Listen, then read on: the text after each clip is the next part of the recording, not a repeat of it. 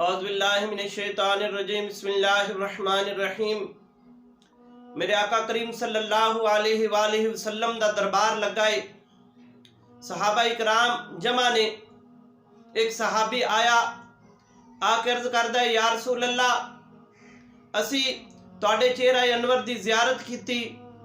یا رسول اللہ اسی تواڈے نال بیٹھ کے کھانا کھایا ہے، یا رسول اللہ اسی سارا دن تواڈے قرب دے اندر بیٹھنے آ، یا رسول اللہ اسی تواڈے مگر نمازاں ادا کیتیاں نے، یا رسول اللہ اسی تواڈے نال رل کے جہاد تے گئے ہاں،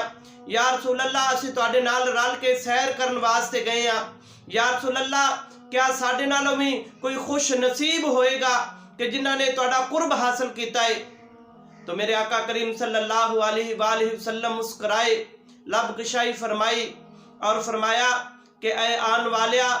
میری ایک امت آئے گی، وہ میرے تو بعد آئے گی اور انہوں نے مینوں دیکھا نہیں ہوئے گا،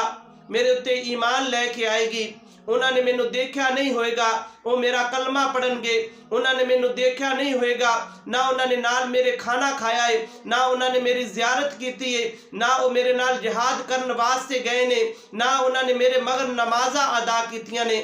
لیکن وہ امت ایسی ہے کہ انہوں دا ایمان پختہ ہوئے گا۔ اور میرے کریم لاجپال آقا صلی اللہ علیہ وآلہ وسلم نے ارشاد فرمایا، اے آن والیا تواڈے واسطے ایک مبارک ہے اور انہاں دے واسطے 7 مبارکہ نے، وہ میری ایسی امت ہے وہ ایک نیکی کرے گی تو اللہ جل شانہ